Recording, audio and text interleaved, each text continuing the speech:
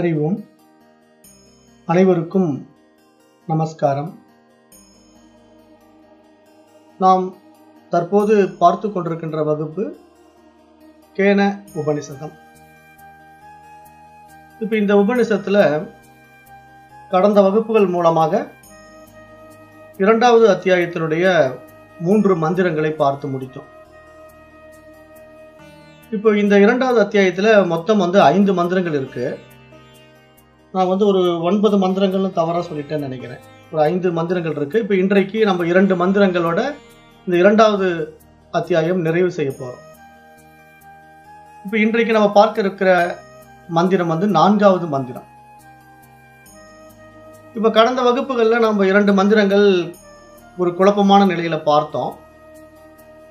அந்த மந்திரங்கள் நமக்கு கொடுத்த விளக்கம் என்ன அப்படின்னு பார்க்கும்போது, இங்க அக அறிவு புற அறிவு அப்படின்ற 2 விஷயங்கள்ல நாம் அக அறிவின் மூலமாக பிரகாசிக்கும் போதுதான் நாம் அனைத்தையும் அறிகின்ற அந்த தூய அறிவாக இருக்கின்றோம் என்பதுக்கு அடையாளம் என்று சாஸ்திரம் சொல்ல வருது. அப்போ அப்படிப்பட்ட அந்த தூய அறிவை, அந்த ஆன்மாவை அறிவது என்றால் என்ன அப்படிங்கிறத தான் இந்த 4வது மந்திரம் சொல்ல போகுது. அதாவது தூய அறிவாகிய ஆன்மாவை அறிதல் என்றால் ஒரு பொருளை அறிதல் போல அல்ல. ஆன்மாவை அறிதல், ஆன்மாவை அடைதல், ஆன்ம அனுபூதி என்றெல்லாம் சொல்வதனுடைய உண்மையான பொருள் என்ன அப்படிங்கிறத இப்போ இந்த 4வது மந்திரம் நமக்கு விளக்க இருக்கிறது. அந்த 4வது மந்திரத்தை நம்ம பார்க்கலாம். பிரதிபோத விதித்தம் மதம் அமிர்தத்வம் ஹி விந்ததே ஆத்மனா விந்ததே வீரியம் வித்யா விந்தே அமிர்தம். இந்த 4வது மந்திரம் என்ன நமக்கு பொருள் சொல்ல வருது அப்படின்னு பார்த்தா, உணர்வின் ஒவ்வொரு நிலையிலும் அந்த தூய அறிவாகிய ஆன்மாவை அறிபவனே உண்மையில் அறிகிறான் என்பது இதன் கருத்து. அதாவது ஞானத்தால் அறியப்படும் கருத்து அழிவற்ற தன்மையை அடைகிறது. அப்படி அறிந்தவன் மட்டுமே நிச்சயமாக அழியாமையை பெறுகின்றான். தன்னுடைய சுய அறிவு விழிக்க பெற்றவன் மரணமில்லா பெருநிலையை அடைகின்றான் என்று சொல்லுது. வித்யா விந்தே அமிர்தம் அப்படின்னு சொல்லுது. சுய அறிவு விழிக்க பெற்றவன் மரணமில்லா பெருநிலையை அடைகின்றான். அப்போ நம்ம இந்த விஷயத்தை எப்படி பார்க்கலாம் அப்படின்னு பார்த்தீங்கன்னா, நம்ம ஏற்கனவே பார்த்தது மாதிரி தான். இப்போ நம்ம இடத்துல இருக்கக்கூடிய விஷயங்கள் என்னென்ன இருக்குதுன்னா, உடல், மனம், ஆன்மா, இந்த 3ம் சேர்ந்த ஒரு தொகுப்பு தான் மனிதன் என்று நம்ம பார்த்தோம். இதுல உண்மையான உணர்வு பொருள் எது அப்படின்னு பார்த்தீங்கன்னா ஆன்மா மட்டும்தான். இந்த உடலோ மனசோ உணர்வு பொருள் கிடையாது. இதெல்லாம் ஜட பொருட்கள். அப்ப இங்க உண்மையான உணர்வு பொருள் அப்படின்னு எடுத்துக்கிட்டா ஆன்மா மட்டும்தான் இருக்கிறது. ஆன்மாவுக்கு வேறாக நாம் பார்க்கின்ற எல்லாமே உணர்வற்றவைகள், ஜட பொருட்கள் என்றுதான் சொல்லுது சாஸ்திரம். இப்ப நமக்கு சந்தேகம் வரலாம், அது எப்படிங்க ஆன்மாவை தவிர மற்றவர்கள் எல்லாம் உணர்வு இல்லைன்னு எப்படி சொல்ல முடியும்? இப்ப நம்ம பார்க்கிறோமே, தாவரத்துக்கு ஒரு அறிவு இருக்குது, ஒரு தொடு உணர்வு இருக்குது, எல்லாத்துக்கும் இந்த மாதிரி உணர்வுகள் எல்லாம் இருக்குது அப்படின்னு நம்ம கேட்டோம்னா, இங்க நம்ம என்ன புரிஞ்சுக்கணும், இங்கு படைக்கப்பட்ட எல்லாவற்றிலுமே அந்த தூய அறிவாகிய ஆன்மா என்ற உணர்வு இருக்கும் வரை மட்டுமே அவைகள் உயிர் உள்ளவைகளாக இருக்கும். அந்த உணர்வு பிரகாசிக்க முடியாத நிலை ஏற்படும் போது அந்த உடல் ஜடப்பொருளாக மாறிவிடும், பிரகாசிக்க முடியாத நிலையை அடைந்து விடும். அதைத்தான் நம்ம ஏற்கனவே கடந்த பாடங்கள்ல பார்த்தோம். ஆன்மா பிரகாசிக்க முடியாத நிலையில் இருப்பதெல்லாம் ஜடப்பொருட்கள். அந்த அடிப்படையில நம்ம இந்த கல், மண் இதெல்லாம் நம்ம எப்படி பார்க்கிறோம்? ஜடப்பொருட்களா பார்க்கிறோம். அதுல ஆன்மா பிரகாசிக்க முடியவில்லை. இப்ப நம்ம உயிர் பொருட்கள்னு பார்க்கும்போது எதிலிருந்து தொடங்குறோம்? தாவரங்கள்ல இருந்து மனிதன் வரைக்கும் இருக்கக்கூடிய எல்லா ஜீவராசிகளும் உயிர் பொருட்களா பார்க்கிறோம்.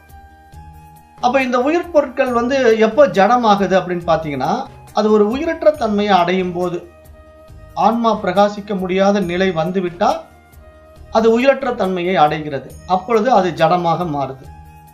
அப்பதான் நம்ம என்ன சொல்றோம்? சவம் என்று சொல்கிறோம். அந்த சவம் அப்படிங்கிற வார்த்தை தான் ஜடம் என்று அர்த்தம். தமிழ்ல சவம்ங்கிறோம். சமஸ்கிருதத்துல ஜடம் என்ற பொருள், ஜடப்பொருள் என்று பார்க்கிறோம். அப்ப இங்க எப்படி இப்படி நம்ம புரிஞ்சுக்கிறதுங்க அப்படின்னா, ஒரு உதாரணம் சொல்லுது, சாஸ்திரமே சொல்லுது. இப்ப நல்லா நெருப்பு திபு திபுன்னு எரியிற ஒரு பிரகாசமான நெருப்புல இடப்பட்ட ஒரு இரும்பு துண்டு பார்த்தீங்கன்னா அந்த நெருப்பு மாதிரியே மாறிக்கும். நல்லா எரிந்து கொண்டிருக்கின்ற ஒரு நெருப்புல போய் ஒரு இரும்பு துண்டை போட்டோம் அப்படின்னா அந்த கனலானது என்ன பண்ணோம்னா அப்படியே அந்த கரித்துண்டோட சேர்ந்து அந்த இரும்பு துண்டும் அப்படியே நெருப்பு மாதிரியே கனலாக மாறிடும். அப்ப அந்த இரும்பு துண்டின் ஒளியும் அதனுடைய சூடும் உண்மையில் அந்த இரும்பு துண்டுக்கு உரித்தானவைகள் கிடையாது. நெருப்பினுடைய தொடர்பினாலே அந்த இரும்பு துண்டு நெருப்பு போல மாறி நமக்கு காட்சியாகிறது. அது மாதிரி சொல்லுது சாஸ்திரம். எப்படி ஒரு இரும்பு துண்டுக்குன்னு சுயமான ஒரு வெளிச்சமோ சுயமான ஒரு வெப்பமோ இல்லை, ஆனா அதை தூக்கி நம்ம நெருப்புல போடும்போது அந்த இரும்பு துண்டானது அந்த அனல்னால தகிக்க ஆரம்பிச்சு அதுவும் அப்படியே சிவந்த நிறத்தை அடைஞ்சிடுது. இப்போ நீங்கெல்லாம் கொல்லன் பட்டறையில பார்த்துருப்பீங்க. கொல்லன் பட்டறையில போய் பார்த்தீங்கன்னா அந்த கடப்பாறை செய்யறது சுத்தியல் செய்யறதெல்லாம் பார்த்தோம்னா அவங்க அந்த நெருப்புக்குள்ள போட்டு அந்த இரும்பை காய்ச்சும் போது அப்படியே அது அனல் பட்டு அப்படியே இரும்பு நெருப்பு துண்டா மாறிடும். அப்ப நெருப்பு துண்டா மாறி இருக்கிறது உண்மையிலே அது நெருப்பானா இல்லை. அந்த நெருப்பினுடைய சகவாசத்தை வச்சுக்கிறதுனால அதனோட சம்பந்தப்படுவதனால அந்த இரும்பு நெருப்பா மாறின மாதிரி நமக்கு தெரியுது. ஆனா உண்மையில் அது நெருப்பு துண்டு கிடையாது. அதே மாதிரி அந்த இரும்பு துண்டுக்கு உண்மையிலேயே அந்த நெருப்பு மாதிரியே ஒளி இருக்குதா, அந்த நெருப்பு மாதிரியே சூடு இருக்குதான்னா இல்லவே இல்லை. அது அதனுடைய இயல்பு கிடையாது, அதனுடைய சுபாவம் கிடையாது. இரும்பு துண்டினுடைய சுபாவம் சாதாரணமா தான் இருக்கும். ஆனா அது நெருப்போட சம்பந்தம் வைக்கும் போது அப்படி பார்க்கறதுக்கு தெரிகிற மாதிரி இங்க சாஸ்திரம் என்ன சொல்லுதுன்னா, இந்த ஜட பொருட்கள் அந்த உணர்வு பொருளுடைய தொடர்பினால, இப்போ கல்லோ மண்ணோ உணர்வு பொருளுடைய தொடர்பை உண்டாக்கிட்டா அது பிரகாசிக்க முடிந்தால் அது உயிருள்ள பொருளா மாறும். அப்படி பிரகாசிக்க முடியலன்னா அது உயிரற்ற ஜட பொருள் தான். அப்ப அந்த அடிப்படையில தான் இப்ப நம்ம இடத்துல இருக்கக்கூடிய உடலும் மனம் கூட அந்த உணர்வு பொருளுடைய தொடர்பினால தான் பிரகாசிக்குது என்று சாஸ்திரம் சொல்லுது. இந்த உடலும் மனசும் அந்த ஆன்மாவின் அந்த உணர்வின் பிரகாசத்தினாலதான் இது நமக்கு பார்ப்பதற்கு உயிருள்ளது போல தெரியுது. இந்த உடம்பு இயங்கிட்டு இருக்குது, இந்த மனசு இயங்கிட்டு இருக்கு. அப்ப ஆன்மாவுடைய தொடர்பை இதை விட்டுடுச்சு அப்படின்னா இந்த உடலும் மனசும் ஜடமாகி விடும் என்று சாஸ்திரம் சுட்டி காட்டுது. அப்ப இங்க உயிருள்ள ஒவ்வொரு உடலும் தன்னகத்தே கொண்டுள்ள உணர்வின் ஒவ்வொரு நிலையிலும் அந்த ஆன்ம உணர்வு உணரப்பட வேண்டும் என்றுதான் இந்த மந்திரம் சொல்ல வர்ற விஷயமா நம்ம பார்க்கிறோம். இந்த மந்திரம் என்ன சொல்லுதுன்னா, ஒவ்வொரு உடலுமே உயிருள்ள ஒவ்வொரு உடலுமே ஒவ்வொரு ஜீவராசிகளுமே தன்னிடத்திலே வைத்துக் கொண்டிருக்கின்ற அந்த உணர்வு இருக்கு இல்லையா, அது ஒரு அறிவு தாவரத்திலிருந்தே தொடங்குது. அந்த உணர்வுங்கிற விஷயம் எல்லா ஜீவராசிகள் இடத்துல இருக்குது. தாவரத்துக்கு கூட தொடு உணர்வுன்னு இருக்குது. அப்ப அந்த மாதிரி பார்க்கும்போது எல்லா உணர்வு கொண்ட உயிரினங்கள் எல்லாமே அந்த ஆன்ம உணர்வு பிரகாசிக்கும் போது மட்டும்தான் அது பயன்பாட்டுக்கே இருக்குது. இல்லைன்னா அது ஜடப்பொருள் என்பதை இந்த மந்திரம் நமக்கு சுட்டி காட்டுது. அப்போ இங்க உடம்பின் ஒவ்வொரு செயல்பாட்டிலும் மனத்தின் ஒவ்வொரு செயல்பாட்டிலும் ஆன்ம உணர்வு வெளிப்படுவதை உணர வேண்டும் என்று சொல்ல வருது. அவ்வாறு நாம் வாழ்க்கையின் ஒவ்வொரு செயல்பாட்டிலும் அந்த ஆன்ம உணர்வு வெளிப்படுவதை உணர்பவனே உண்மையில் ஆன்மாவை அறிகின்றான் என்று இங்க சாஸ்திரம் நமக்கு சுட்டி காட்டுது. அப்போ இதை பற்றி நாம் இன்னும் கொஞ்சம் ஆழமா விசாரிச்சு பார்க்கலாமே.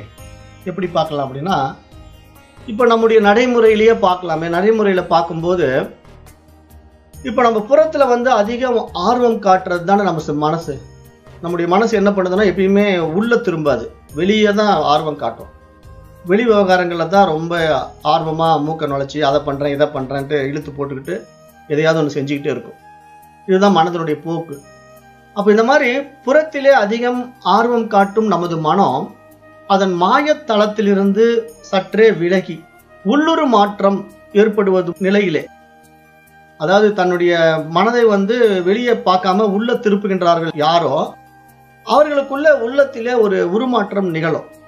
அந்த உருமாற்றம் நிகழ்கின்ற யதார்த்த நிலையிலே சற்றே உள்ளே திரும்பி அவர்கள் அந்த மனதை கவனிச்சாங்க அப்படின்னா அந்த மனதில் இருக்கின்ற எண்ணங்கள் எல்லாம் நமக்கு தெரிய ஆரம்பிக்கும். எப்படிப்பட்ட எண்ணங்கள் எல்லாம் நம்ம இடத்துல இருக்கு, நம்ம எப்படி வாழ்றோம், எந்த மாதிரி விஷயங்கள் எல்லாம் ஏற்றி வைத்துக் கொண்டிருக்கின்றோம் அப்படிங்கிறதெல்லாம் நம்ம உள்ள திரும்பி பார்க்கும்போது மட்டும்தான் நமக்கு அதெல்லாம் தெரிய வரும். நம்முடைய அஜ்ஞானம் நம்முடைய அறியாமை எல்லாம் நமக்கு புரிய வரும். அப்போ அந்த நிலையில நாம அந்த உள்ள திரும்பி கவனிக்கும் போது ரொம்ப ஆழமா நம்முடைய எண்ணங்களை எல்லாம் நம்ம ஆராய்ந்து பார்க்கும்போது அந்த தேடுதலுடைய ஆழம் என்ன பண்ணோம்னா, மனம் தன்னை வழி நடத்துகின்ற சுய அறிவு இருப்பதை உணர்ந்து கொள்ளும் என்று இங்க சாஸ்திரம் சொல்ல வருது. இங்க சாஸ்திரம் சொல்ல வர்ற விஷயமே என்னன்னா, உருமாற்றம். உள்ளே ஒரு உருமாற்றம் நடக்க வேண்டும் என்றால் அந்த மனம் புறத்திலே பார்ப்பதை விட்டுவிட்டு அகத்திலே திரும்பி உள்ளே பார்க்கும்போது உள்ளே அங்க என்ன இருக்கும்? உள்ளே பாருங்கன்னா நம்ம உடனே என்ன நினைச்சுக்குவோம்? உள்ள என்னமோ இருக்கும் போல் இருக்கு அப்படின்னு நினைச்சு அப்படி ஒரு கற்பனைக்கு போயிடுறோம். அப்படியெல்லாம் போக சொல்லலை. அதுதான் நம்ம அறகுறையா புரிஞ்சிக்க கூடாது. என்ன சொல்ல வருது சாஸ்திரம் அப்படிங்கிறத ரொம்ப ஆழமா புரிஞ்சுக்கணும். இப்போ உள்கடை அப்படின்னா உள்ள கடந்து பார் அப்படின்னா, உள்ள கடந்து பார்க்கறதுக்கு என்ன? அந்த நெஞ்ச பிறந்து அப்படியே அனுமான் ராமபிரானை காட்டின மாதிரி நாமளும் உள்ள பாருங்கன்னு அப்படியே நெஞ்ச பிளந்த ராமபிரானை காட்ட முடியுமானா அப்படி காட்ட முடியாது. அப்படி சொல்லலை. உள்ள திரும்புறது என்னன்னா, வெளியே புறத்துல பார்க்கும்போது என்னென்ன விசேஷங்கள் நம்மளை ஈர்க்குதோ அதுல இருந்து நம்ம விடுபட்டு உள்ள திரும்பணும்னா நம்முடைய மனதில் இருக்கிற எண்ணங்கள் தெரியும், நம்முடைய ஆசைகள் தெரியும், நம்முடைய வாழ்க்கை நமக்கு தெரியும். நம்ம எப்படி வாழ்ந்து கொண்டிருக்கிறோம், நம்ம என்ன செஞ்சுக்கிட்டு இருக்கிறோம், எப்படிப்பட்ட ஆசைகள்ல நம்ம உழன்று கொண்டிருக்கின்றோம் அப்படின்னு நமக்கு ஒவ்வொன்றும் தெரியும். அப்படி நமக்கு உள்ள தெரியும் போது அந்த மனதை நம்ம விசாரம் பண்ணி பார்ப்போம். ஏன்னா நம்ம இப்பதான் இந்த மாதிரி பாடத்திட்டத்துக்குள்ள வந்திருக்கிறோம், விவேகத்தை அடைந்திருக்கிறோம். அப்ப இந்த விவேகத்தை வைத்துக்கொண்டு நம்முடைய மனதையே நம்ம உள்ள விசாரணை பண்ணி பார்த்தா நமக்கே தெரிய வரும். இதெல்லாம் ஒரு தேவையற்ற எண்ணங்கள் மனதில் சேர்த்து வச்சிட்டு இருக்கிறேன், அஜ்ஞான எண்ணங்கள்ல நான் தேவையில்லாம அழிஞ்சிக்கிட்டு இருக்கிறேன் அப்படின்னு நமக்கே புரியும். அப்ப இதெல்லாம் நம்ம என்ன பண்ணுவோம்? அந்த விசாரணையின் மூலமாக விவேகத்தினாலே அந்த எண்ணங்களை நம்ம நீக்குவோம். உள்ள இருந்து தேவையற்ற குப்பைகள் எல்லாம் வெளியெடுத்து போடுவோம். கிளீனிங் ப்ராசஸ் நடக்கும். மைண்டை தேவையற்ற குப்பைகளை வெளியேற்றுவதற்கான ஒரு கிளீனிங் ப்ராசஸை ஸ்டார்ட் பண்ணி தேவையில்லாத விஷயங்கள் எல்லாம் வெளியே அனுப்பிச்சிடுவோம். அப்ப வெளியே அனுப்பவே அந்த மனசு என்ன ஆகுது? தூய்மையாகிட்டே வருது. குப்பைகள் எல்லாம் வெளியேற அந்த தூய அறிவு பிரகாசிப்பதற்கான வாய்ப்பு அங்கு திறக்கப்படுகிறது அப்படின்னு சொல்லுது சாஸ்திரம். அப்ப அந்த நிலையில நம்ம செய்யறது அவ்வளவு ஈஸியா அப்படின்னு பாத்தீங்கன்னா அப்படி ஒன்றும் ஈஸி இல்லைன்னு சொல்லுது. ஏன் அப்படின்னா, இப்ப மலை அடிவாரத்திலிருந்து மலை உச்சிக்கு நம்ம ஏறி போய் அடைகின்ற சாகசம் போன்றது அப்படின்னு சொல்லுது. இப்ப நம்ம மலை உச்சிக்கு போகணும் அப்படின்னா நம்ம மலை அடிவாரத்திலிருந்து நம்ம பயணம் பண்ணணும் இல்லையா? மலை அடிவாரத்திலிருந்து நம்ம பயணம் பண்ணாதான் மலை உச்சிக்கு அந்த மலை சிகரத்தை நம்ம அடைய முடியும். ஆனா அந்த மலை சிகரத்தை அடைவதுங்கிறது அவ்வளவு எளிதான விஷயம் அல்ல. கொஞ்சம் கடினமான முயற்சி பண்ணி தான் நம்ம அந்த மலை சிகரத்தை அடைய முடியும். அது மாதிரி இங்க நம்முடைய மனதை நம்ம உள்ள திரும்பி பார்க்கறதும் அப்படித்தான். கொஞ்சம் கஷ்டமா தான் இருக்கும். ஏன்னா நம்ம கிட்ட இருக்கிற அந்த எண்ணங்கள் எல்லாம் வெளிப்படும் போது நமக்கே சில விஷயங்கள் வெட்கப்படக்கூடிய வேதனைப்படக்கூடியதாகலாம் இருக்கும். இப்படியெல்லாம் நான் நினைச்சிருக்கேனா, இப்படியெல்லாம் நான் வாழ்ந்திருக்கேனா அப்படின்னு நமக்குள்ளேயே மாற்றங்கள் நடக்கிறத நம்ம பார்க்கலாம். அது உள்ள திரும்பும் போது தான் அந்த நிகழ்வு நமக்கு நடக்கும். அப்ப அப்படி நாம பார்த்து நம்முடைய எண்ணங்களை நாம ஆராய்ந்து அதை நம்ம விவேகத்தினால விசாரித்து நாம் அதுக்கான தேவையற்ற விசேஷ சுகங்களை நீக்கும் போதுதான் நமக்கு அந்த இது சாத்தியமாகும். அந்த மனம் தூய அறிவாக பிரகாசிக்கக்கூடிய நிலை சாத்தியமாகும். அதற்கு நம்ம கொஞ்சம் மனதை விசாரிக்கத்தான் செய்யணும். ஏன்னா நடைமுறையில பாருங்களேன், இப்ப நம்ம மலை உச்சி நமக்காக காத்து கொண்டிருக்காது. நாம் தான் மலை உச்சிக்கு ஏறி போக வேண்டும். அந்த மலை சிகரம் நமக்காக கீழே இறங்கி வர முடியாது அப்படின்னு சாஸ்திரம் சொல்லுது. இப்ப நம்ம ஒரு மலை சிகரத்தை பார்க்கணும்னு ஆசைப்பட்டோம்னா நாம தான் அந்த மலை ஏறி போகணும். மலை ஏறி மேலே போய் தான் அந்த சிகரத்தை பார்க்க முடியும். நமக்காக அந்த மலை சிகரம் கீழே வருமானா எப்படி வரும்? வராது இல்லையா? அப்ப நாம தானே முயற்சி எடுத்து மேலே போகணும். அது மாதிரி இங்க தூய அறிவாகிய ஆன்மாவை நம்ம அடைய வேண்டும், அனுபூதி ஆக்க வேண்டும் என்று விரும்பினா நாம் நம்முடைய அகத்தே திரும்பி நம்முடைய மனதை, நம்முடைய எண்ணங்களை நாம் ஆராய முற்பட வேண்டும். அப்படி நம்ம செய்கின்ற முயற்சி தான் நமக்கு என்ன பண்ணும்? ஒரு தெளிவை கொடுக்கும். மனசுக்கு அஜ்ஞான எண்ணங்கள் எல்லாம் நீக்கப்பட்டு ஒரு தெளிவை கொடுக்கும். அப்ப அந்த மனம் பியூரிஃபிகேஷன் ஆகும், தூய்மை அடையும். அந்த நிலையில அந்த தூய அறிவு இருப்பதை அந்த மனம் உணரும். அப்பொழுதுதான் அந்த அறிவு பிரகாசிக்கவே தொடங்கும். அந்த நிலை தான் ஒரு பூரண நிலை என்று சாஸ்திரம் சொல்லுது. இந்த அடிப்படை உண்மையை நாம் ஒவ்வொருவரும் உணர்ந்து கொண்டால் நம்முடைய சுய அறிவாகிய தூய பிரக்ஞையின் ஆன்ம ஒளி பிரகாசம் எங்கும் எதிலும் பரவி பிரகாசிப்பதையும் பார்க்க முடியும் என்று சொல்லுது. ஏன்னா அந்த நிலைக்கு நம்ம போகும்போது தான் அந்த தூய அறிவு எல்லாவற்றிலும் பிரகாசித்துக் கொண்டிருப்பதை நமக்கு அனுபவமாக்க முடியும். அந்த ஆன்ம ஒளி பிரகாசத்தை நம்முள்ளே நாம் குவிக்கும் போது நம்முடைய அத்தனை அறியாமைகளும் அகன்று அந்த தூய அறிவாக நாம் பிரகாசிக்க முடியும் என்று இங்கு சாஸ்திரம் சொல்ல வருவதாக இந்த மந்திரம் அமைக்கப்பட்டிருக்கிறது. அப்ப இங்க நம்ம பார்க்கும்போது என்ன புரிஞ்சுக்கணும்னா, நம்முடைய வளர்ச்சிக்கு நாம் மட்டும் தான் பொறுப்பு. நமக்காக வேற யாரும் இந்த முயற்சியை எடுக்க முடியாது இல்லையா? நான் என்னை விசாரணை செய்து பார்க்க வேண்டும்னா என்னுடைய மனதில் இருக்கின்ற குப்பைகளை நான் தான் விசாரணை செய்து நான் தான் அதை சுத்தப்படுத்தணும். அதுக்கு தான் நம்ம ஒவ்வொருத்தரும் சொல்றோம், அவங்கவுங்க வீட்டுல அவங்கவுங்க கூட்டணும். இன்னொருத்தர் நம்ம வீட்டுல இருக்கிற அழுக்கை பார்த்து சொல்ல முடியாது இல்லையா? நமக்கிட்ட இருக்கிற அழுக்கு நமக்கு தான் தெரியும். அது மாதிரி நம்முடைய மன அழுக்குகளும் நமக்கு தான் தெரியும். ஏன்னா மற்றவர்களுக்கு எப்படி தெரியும்? வெளி வேஷத்தினால ஒருத்தன் எப்படி வேணா இருக்கலாம் இல்லையா? அதுதான் திருக்குறளே சொல்லுதல்ல, புற தூய்மை நீரால் அமையும், அகத்தூய்மை வாய்மையால் காணப்படும் அப்படின்ட்டு.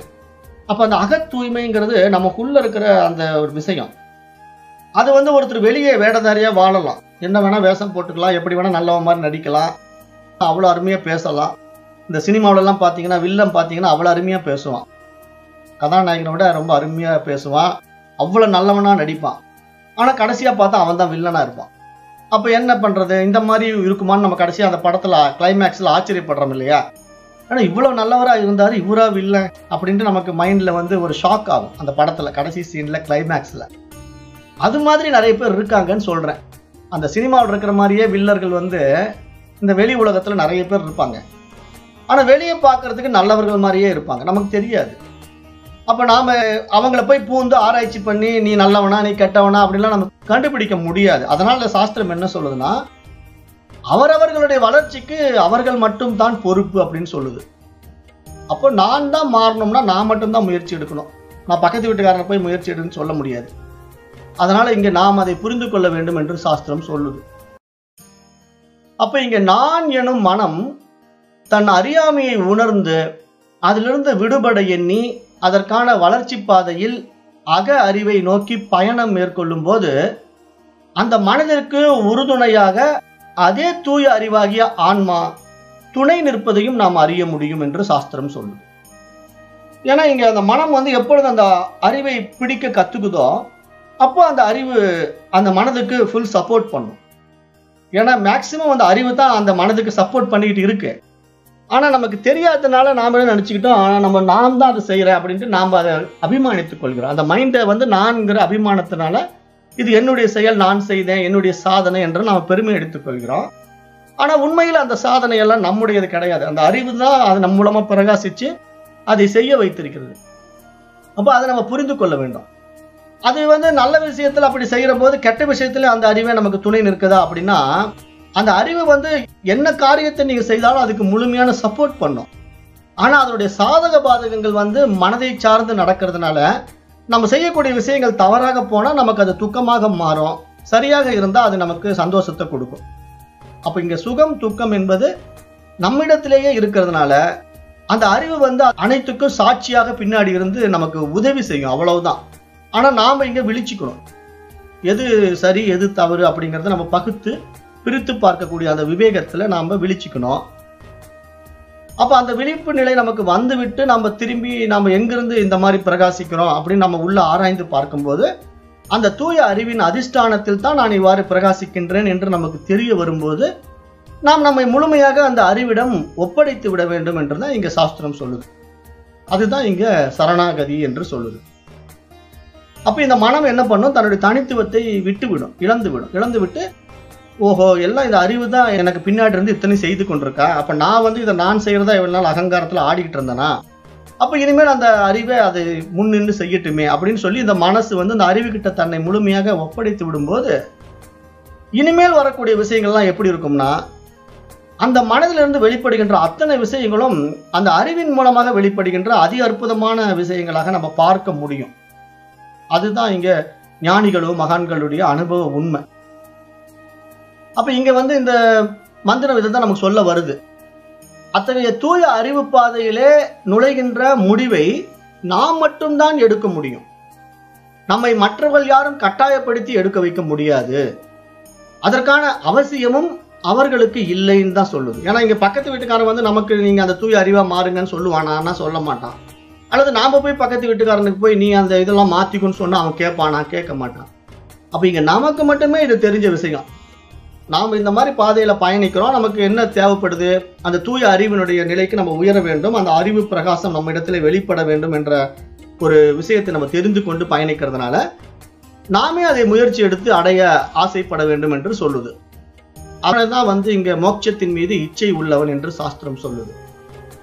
அதுதான் மோட்சம். மோட்சம்னா முக்தினாலும் இங்கு பூரண திருப்தி, அந்த பிறவா பெருநிலை, அமைதி, சந்தோஷம் அப்படிங்கிற வார்த்தைகளை நம்ம அதை சொல்லலாம். அந்த நிலையை நம்ம அடைய முயற்சி செய்யறோம். அப்ப அதற்கான அவசியம் மற்றவர்களிடத்துல இல்லை, நாம் மட்டும்தான் அதை முயற்சி எடுக்க வேண்டும். அந்த தூய அறிவு பாதையிலே நுழையும் முடிவை நாம் மட்டும் எடுத்துவிட்டால் அதன் பின் நம்முடைய வாழ்க்கை அந்த கணமே அந்த தூய அறிவின் வசம் வந்துவிடும் என்று சாஸ்திரம் சொல்லுது. அந்த மாதிரி நம்ம அந்த தூய அறிவு கிட்ட நம்மளை ஒப்படைச்சிட்டோம்னா, நம்மளனா இந்த மைண்டை, ஏன்னா நாம் இந்த மனமாகத்தானே இருந்து கொண்டிருக்கிறோம். அப்ப நாம் அந்த சரணாகதிங்கிற தத்துவத்துல நம்முடைய மனசை அந்த அறிவு கிட்ட கொடுத்துட்டோம் அப்படின்னா அந்த அறிவே நம்முடைய மைண்டை வழி நடத்தும். அப்ப ஒவ்வொரு கணத்திலும் ஒவ்வொரு கட்டத்திலும் அந்த தூய அறிவின் பிரகாசத்தினால்தான் மனம் அனைத்தையும் அறிகின்றது என்ற உண்மை புலப்படும். அந்த மனம் தன்னை அந்த தூய அறிவிடம் முழுவதுமாக ஒப்புவிக்கும் போது அந்த தூய அறிவு தன்னை வெளிப்படுத்த வேண்டி ஏதேனும் ஒரு புதிய அணுகுமுறையில் நல்லதொரு புத்தகமாகவோ அல்லது ஆத்ம ஞானம் அடைந்த நண்பர்களாகவோ ஏதேனும் ஒரு வகையில் நம்மிடம் வரவும் செய்யும் என்று சாஸ்திரம் சுட்டிக்காட்டுது. ஏன்னா இங்க நம்ம அந்த தூய அறிவை அடைவதற்கான முழு முயற்சியை நம்ம எடுக்க ஆரம்பிச்சோம் அப்படின்னா அதற்கான பாதைகள் திறக்கப்படும். அப்ப நம்ம மனசு அந்த அறிவினுடைய கட்டுப்பாட்டுக்குள்ள போயிடும். அப்ப நம்ம எதை அறிந்து கொள்ள வேண்டும் ஆசைப்படுறோம்னு அது அறிவுக்கு தெரிஞ்ச உடனே அதற்குண்டான சந்தர்ப்பத்தை, அதுக்குண்டான சூழ்நிலையை அது கிரியேட் பண்ணும். அது மாதிரி தான் நமக்கு வாய்ப்புகள் உண்டாகும். நம்மளை அறியாம ஒரு புக்கு கைக்கு வரும், அந்த புக்கை எடுத்து பிரிச்சு பார்த்தோம்னா நமக்கு நிறைய விஷயங்கள் புரிய ஆரம்பிக்கும். அது நம்ம கிட்ட கொண்டு சேர்த்தும்.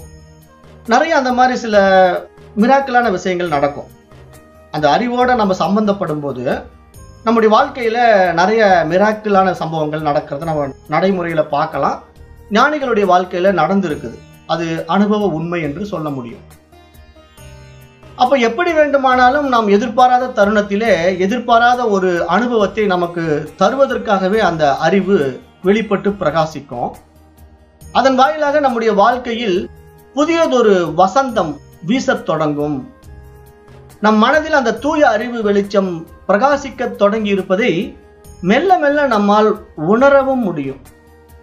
மனம் அந்த தூய அறிவின் அதிஷ்டானத்திலே இயங்குகின்றேன் என்று அறியும் போது அந்த மனதிற்கும் தூய அறிவிற்கும் இடையே ஒரு நல்லிணக்கம் உண்டாகும். ஏன்னா இங்க மைண்ட் எப்பவுமே அறிவு இது வரைக்கும் கண்டுக்காமையே இருந்துச்சு இல்லையா, எல்லாம் நான் தான் செய்யறேங்கிற அகங்காரத்துல ஆடிட்டு இருந்தது. இப்ப இந்த பாடத்திட்டங்கள் மூலமா ஒரு ஞானத்தை அடைஞ்சது, ஒரு விவேகத்தை அடைந்தது. அப்போ அது உள்ள திரும்பி பார்க்க தொடங்கிச்சு. இவ்வளவு நாள் வெளியே தேடிக்கிட்டு இருந்த மனசு இறைவனையும் வெளியே தேடிச்சு, விவகாரங்களையும் வெளியே தேடிச்சு. இப்போ அது என்ன பண்ணுது, அப்படியே திரும்பி உள்ள பார்க்க ஆரம்பிக்கும் போது விவகாரங்களும் உள்ளத்தான் இருக்குது, இறைவனும் உள்ளத்தான் இருக்கிறான் அப்படிங்கிறது தெரியும். அப்ப தெரியும் போது அந்த இறைவன் எதனால் மறைக்கப்பட்டிருக்கிறான் அப்படின்னு பார்த்தா நம்முடைய அஜ்ஞானத்தினால் மறைக்கப்பட்டிருக்கின்றாங்கிறது நமக்கு புரிய வரும்.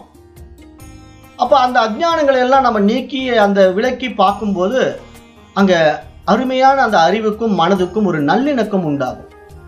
அப்ப எந்நேரமும் அந்த அறிவிடம் தன்னை ஒப்படைத்த மனதிற்கு அதன் மன இருளை போக்கும் விதமான பல பல புதிய தகவல்கள் வெளிச்சங்களாக கிடைத்து கொண்டே இருக்கும் என்று சாஸ்திரம் சொல்ல வருது. அப்போ இதெல்லாம் ஆரம்பத்துல அந்த மனசுக்கு வெளிப்படையா தெரியாது. ஆரம்ப நிலையில இப்படியெல்லாம் நமக்கு ஒரு எக்ஸ்பீரியன்ஸ் வருமா, இப்படி எல்லாம் கிடைக்குதா அப்படிங்கிறத எடுத்த உடனே அந்த மனசுனால புரிஞ்சிக்க முடியாது. ஏன்னா அது இன்னும் அந்த பக்குவத்துக்கு வராததுனால அது யதார்த்தமா இருக்கும்.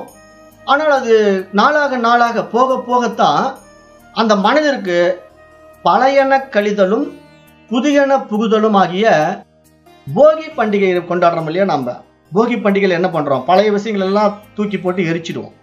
அப்புறம் நம்ம நல்ல விஷயங்கள் எல்லாம் வீட்டுக்குள்ள கொண்டு வருவோம், புதியன வாங்குவோம், தேவையில்லாத விஷயங்களை எரிப்போம். போகி பண்டிகை அதுதான். விவசாயிகள் எல்லாம் விவசாயம் பண்ணி வீட்டுக்குள்ள அறுவடை செய்யப்பட்ட நெல்மணிகள் எல்லாம் கொண்டு மூட்டை மூட்டையா அடுக்குவாங்க. இப்ப சிட்டியில் இருக்கிறவங்க தேவையான பொருட்கள் எல்லாம் வாங்கி சேமிப்பாங்க. ஆனா வீட்டுக்குள்ள தேவையில்லாத பொருட்கள் எல்லாம் தூக்கி போட்டு போகி பண்டிகையில எரிச்சிடுவாங்க. ஏன்னா அந்த போகி பண்டிகையினுடைய நோக்கம் என்னன்னா பழையன கழிதலும் புதியன புகுதலும் தான் போகி பண்டிகையினுடைய சிறப்பம்சம். அதனுடைய உண்மையான தாத்பரியமே இங்க மன அழுக்கை நீக்கி ஆன்ம அறிவு பிரகாசிக்க வைப்பதற்கான ஒரு தாத்பரியம் அது. அப்போ பழைய எண்ணங்கள் எல்லாம் எரிக்கப்பட்டு புதிய சிந்தனைகளான யோகியின் எண்ணங்கள் அந்த தூய அறிவின் வெளிச்சத்திலே வெளிப்பட ஆரம்பிக்கும் என்று சாஸ்திரம் சொல்லுது. ஏன்னா இந்த மாதிரி அறியாமையினால் நம்ம ஏற்றி வைத்துக் கொண்ட எண்ணங்கள் எல்லாம் நம்ம கிட்ட சிக்கிக்கிட்டு இருக்கலாம், அது பூரா வெளியேறிடும். வெளியேறி இந்த அறிவு ஒளி பிரகாசிக்கும் போது ஒரு யோகியினுடைய வாழ்க்கை எப்படி இருக்குமோ அந்த நிலையில அந்த அறிவு நம்ம இடத்துல இருந்து பிரகாசிக்கும். அதுக்காக மனம் செயல்படாதான்னா அது மனதின் மூலமா தான் பிரகாசிக்கும். ஏன்னா இங்க அறிவு டைரக்டா பிரகாசிக்க முடியாது, அதுக்கு மீடியேட்டர் தான் இந்த மைண்ட் நம்ம ஏற்கனவே சொல்லியிருக்கிறோம். அந்த அடிப்படையில இங்க மனம் தான் அதுக்கு கருவி.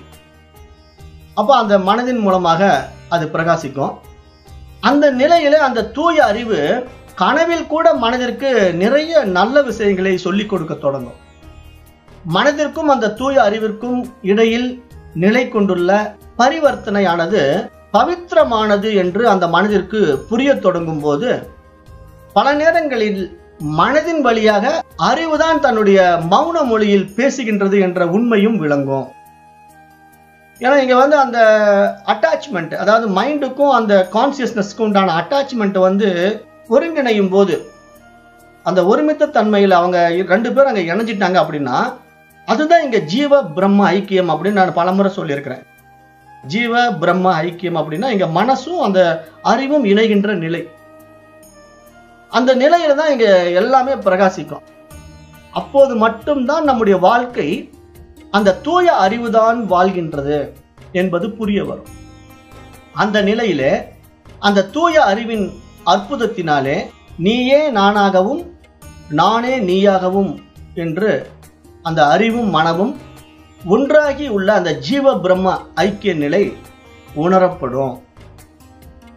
அப்ப அந்த தூய அறிவு நிலையில் மட்டும்தான் நாம் கண்ணுக்கும் கருத்துக்கும் அப்பாற்பட்ட அனைத்தையும் அறியும் அறிவாக நான் எங்கும் நிறைந்தவன், என்றென்றும் இருப்பவன், நிலையானவன் என்பதை உணர முடியும். அந்த தூய அறிவு நமக்கு எல்லையற்ற ஆற்றலை தந்து கொண்டே இருக்கும். அதுவே அனைத்திற்கும் மூலாதாரமான பேச்சும் மூச்சும் கடந்த ஆதி நிலை ஆகும் என்று சாஸ்திரம் சொல்லுது. அந்த நிலையில்தான் அவன் மரணமில்லா பெருநிலையை அடைகின்றான் என்று இந்த மந்திரம் சொல்ல வருது. அப்ப இதைத்தான் இந்த மந்திரம் உணர்வின் ஒவ்வொரு நிலையிலும் அவன் அந்த தூய அறிவாகிய ஆன்மாவை உண்மையில் உணர்கிறான் அப்படின்னு இந்த மந்திரம் சொல்ற விஷயமாக நம்ம பார்க்கிறோம். இது 4வது மந்திரத்துக்கான விளக்க உரையை நம்ம பார்த்துட்டோம். அப்போ நல்லா புரிஞ்சுக்கணும். இங்க என்ன 4வது மந்திரம் நமக்கு சொல்ல வருதுன்னா, நம்முடைய உணர்வின் ஒவ்வொரு நிலையிலும் அந்த தூய அறிவாகிய ஆன்மாதான் உண்மையில் எல்லாவற்றையும் உணர்கின்றது, அறிகின்றதுங்கிற அனுபவம் வரும்போது அந்த வாழ்க்கையே ஒரு ஆனந்த வாழ்க்கையாக, நிறைவான வாழ்க்கையாக, பூரண திருப்தியான வாழ்க்கையாக மாறும். அதுதான் ஞானிகளுடைய வாழ்க்கை. எல்லா மகான்களும் ஞானிகளும் அப்படித்தான் வாழ்ந்தாங்க, ஆனந்தமாக வாழ்ந்தாங்க. அது நமக்கு தெரியாதுல்ல. நாம அவங்க வாழ்க்கையை நம்ம படிச்ச புத்தகத்தை வச்சுதான் பேசிக்கிட்டு இருக்கிறோம். அனுபவம் வேற, ஏட்டு சுரைக்காய் வேற. அதுக்கு தான் பழமொழி இருக்கு இல்லையா, ஏட்டு சுரைக்காய் கறிக்கு உதவாது அப்படின்ட்டு. அப்போ நம்ம என்னதான் ஒரு சுரைக்காயை பத்தி புத்தகத்துல படிச்சாலும் அந்த சுரைக்காயை சமைச்சு சாப்பிட்டா தான் அதனுடைய டேஸ்ட் தெரியும், அந்த சுரைக்காய் எப்படி இருக்குன்னு தெரியும். அது மாதிரி இங்க ஆன்மான்ட்டு நம்ம 1000 புத்தகங்கள்ல படிக்கலாம், 1000 பேர் சொல்ல கேட்கலாம், 1000 மகான்கள் அப்படி வாழ்ந்தார்கள் என்று படிச்சு என்ன பிரயோஜனம்? நாம வாழ்றோமா அப்படிங்கறதுதான் விஷயம்.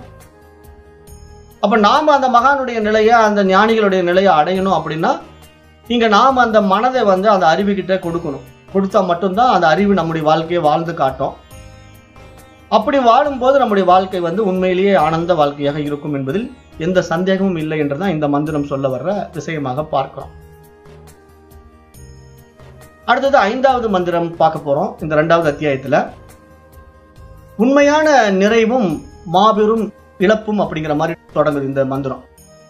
அதாவது நிறைவு, உண்மையான நிறைவு என்ன, நம்மிடத்துல ஏற்படுகின்ற மாபெரும் இழப்பு என்ன அப்படின்னு இந்த மந்திரம் சொல்ல வர்ற விஷயத்தை பார்த்துடலாம். 5வது மந்திரம். இஹச்சேத்த வேதி தத சத்தியமஸ்தி ந சேத்தி ஹாவே தீன் மகத்தி வினஸ்டிஹி பூதேசு பூதேசு விசித்திய தீராக பிரேத்யாஸ்மால் லோகாமிருதா பவந்தி. இந்த மந்திரம், இந்த 5வது மந்திரம் என்ன பொருள் சொல்ல வருதுன்னு பாத்தீங்கன்னா, இங்கேயே ஆன்மாவை அறிந்தால் வாழ்க்கையில் உண்மையான நிறைவு உண்டாகின்றது. ஆன்மாவாகிய சுய அறிவை அறியாவிட்டால் மாபெரும் இழப்பு உண்டாகின்றது. ஆகவே விழிப்புணர்வு பெற்றவர்கள் எல்லா உயிர்களிலும் தன் சுய அறிவாகிய ஆன்மாவை உணர்கின்றார்கள். அத்தகையவர்கள் இந்த உலகத்திலிருந்து விடுபட்டு மரணமற்றவர்களாக மாறுகின்றார்கள் என்று இந்த மந்திரம் சொல்லுது. இந்த 5வது மந்திரம் சொல்ல வர்ற ஆழமான உண்மை என்ன அப்படின்னு பார்த்தா, ஆன்மாவே ஒருத்தன் அறிந்து கொண்டான் என்றால் வாழ்க்கையில் அவனுக்கு உண்மையான நிறைவு உண்டாகிறதுன்னு சொல்றது. அதுதான் பூரண திருப்தி. அந்த நிலை வந்துவிட்டா அவனுக்கு எல்லாமே திருப்தி ஆயிடும். அவ்வளவுதான். அதுக்கு மேல அவனுக்கு ஒன்றும் அடைகிறதுக்கு ஒன்றும் இல்லை. ஏன்னா அந்த பூரண அறிவே அவனுக்கு எல்லாமே கொடுத்துரும். எல்லா விஷயத்தையும் அவன் திருப்தி அடைஞ்சிருவான். அதுதான் ஆசையற்ற மனம். அதுதான் போதுமென்ற மனமே பொன் செய்யும் மருந்து. நம்ம போன பாடத்துல எல்லாம் பார்த்தோம் இல்லையா? அந்த நிலை. அங்க மனசுக்கு எந்த ஒரு நீடு இருக்காது, எந்த தேவையும் இருக்காது. ஆனா அதை பண்ண போறேன், இதை பண்ண போறேன், அப்படி சாதிக்க போறேன் அப்படின்ட்டு வெளி விஷயங்கள்ல ஈடுபடுவதோ, விவகாரங்கள்ல போய் சிக்குவதோ, பணத்துக்காக ஓடுவதோ எதுவுமே இருக்காது. ஏன்னு கேட்டீங்கன்னா அது ஒரு முழுமைத்தன்மை அடைஞ்சிடும். அதாவது எல்லாமே அதுக்கு கிடைக்கும். அதுக்காக ஒரு முயற்சி எடுக்கிறதோ ஒரு பயிற்சி செய்யறதெல்லாம் ஒண்ணுமே வேண்டியதில்லை. ஆனா ஏன் அதெல்லாம் நமக்கு நடக்க மாட்டேங்குது அப்படின்னா, நம்ம பூரணமா நம்பி ஒப்படைக்கிறது இல்லை. நம்முடைய அகங்காரம் என்ன பண்ணுதுன்னா, அது எப்படி நம்ம அதுகிட்ட ஒப்படைச்சுட்டா எப்படி சாப்பிட்றது, நம்ம எப்படி வாழ்றது அப்படின்னு பயப்படுது இல்லையா? அந்த பயமே நம்மளை ஆன்மாவிடத்துல நெருங்க விடாது. ஏன்னா அந்த பயம் மனதினுடைய பயம். மனசு தான் அப்படியெல்லாம் கற்பனை பண்ணிக்கிட்டு வாழுது. எல்லாமே நான் சம்பாதிக்க போறேங்கிறதும் மனதினுடைய கற்பனை, நான் வேலைக்கு போகாமட்டா பிச்சைக்காரனா மாறிடுவனும் அப்படிங்கிறதும் மனதினுடைய கற்பனை. ரெண்டுமே மனதினுடைய கற்பனை. ஆனா இங்க உண்மை என்னன்னா, நமக்கு என்ன வருமோ வரும், என்ன போகுமோ போகும். ஏன்னா அது ஏற்கனவே நிர்ணயிக்கப்பட்டது நம்முடைய வாழ்க்கை. ஆனா அந்த வாழ்க்கையை நம்ம முழுமையா வாழ்றது இல்லை. ஏன்னா நம்ம மனதின் போன போக்கில் போறதுனால, ஆசைகள்ல சிக்கி சின்ன பின்னமாக்கி கொண்டிருக்கிறதுனால நமக்கு அதிகமான துக்கங்கள் தான் நம்ம வாழ்க்கையில பார்க்க முடியும். சுகங்கள் ரொம்ப குறைவா இருக்கும். காரணம் மனம் அப்படி நம்மளை இழுத்து கொண்டு வெளியே கொண்டு போயிடுது.